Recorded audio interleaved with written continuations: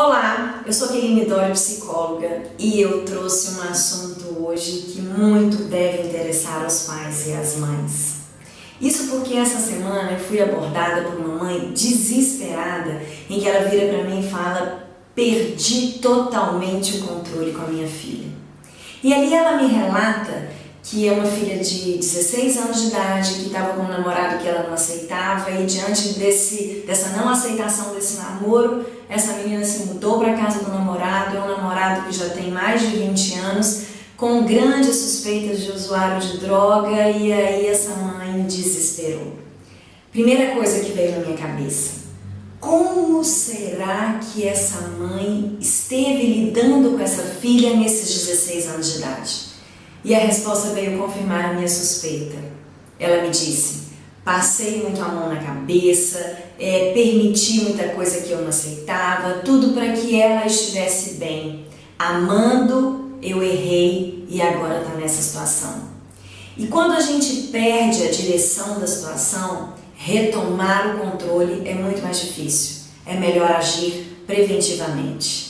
E diante desse fato, eu me lembrei e até repassei para essa mãe de um texto muito bacana de um colega psiquiatra, que agora nesse momento eu peço permissão para ler para você, para ser fidedigno, porque o texto vale a pena. O texto chama-se Mães Más. E esse colega psiquiatra, ele nos diz: um dia, quando meus filhos forem crescidos o suficiente para entender a lógica que motiva os pais e as mães, hei de dizer-lhes: eu os amei o suficiente para ter perguntado aonde vão, com quem vão e que horas irão chegar. Eu os amei o suficiente para não ter ficado em silêncio e fazer vocês saberem que aquele novo amigo não era boa companhia.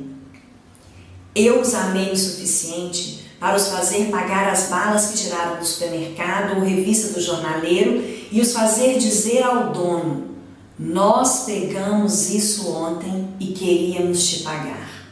Eu os amei o suficiente para ter ficado em pé junto a vocês 2 horas enquanto limpavam o seu quarto, tarefa que eu teria feito em 15 minutos.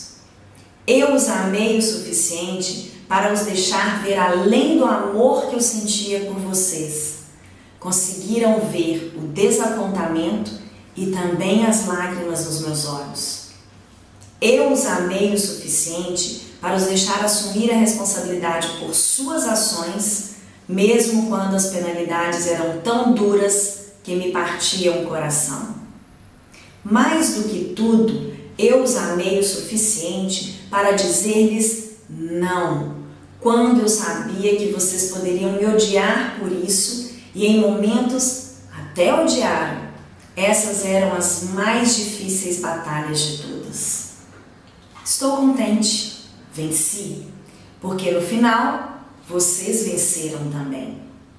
E em qualquer dia, quando os meus netos forem crescidos, o suficiente para entender a lógica que motiva os pais e as mães, quando eles lhes perguntarem se sua mãe era má, meus filhos irão dizer: sim, nossa mãe era má.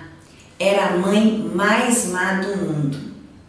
As outras crianças comiam doce no café e nós tínhamos que comer cereais, torradas e ovos. As outras crianças bebiam refrigerante e comiam batatas fritas e sorvete no almoço, e nós tínhamos que comer arroz, feijão, carne, legumes e frutas. E ela nos obrigava a jantar à mesa, bem diferente das outras crianças que podiam comer assistindo televisão. Ela insistia em saber onde estávamos a toda hora. Tocava nosso celular e fuçava nos nossos e-mails. Mamãe tinha que saber quem eram os nossos amigos e o que nós fazíamos com eles. Insistia que lhe disséssemos com quem íamos sair, mesmo que demorássemos muito pouco. Nós tínhamos vergonha de admitir, mas ela violava as leis do trabalho infantil. Nós tínhamos que tirar a louça da mesa, arrumar nossas bagunças, esvaziar o lixo, fazer todo esse tipo de trabalho, que achávamos cruel. Eu acho que ela nem dormia à noite pensando em coisas para nos mandar fazer durante o dia. Ela insistia sempre conosco para que lhe disséssemos sempre a verdade, apenas a verdade. E quando éramos adolescentes, ela conseguia até ler os nossos pensamentos. A nossa vida era mesmo chata. Ela não deixava os amigos tocarem a buzina para que saíssemos. Tinha que subir, bater a porta para que ela os conhecesse.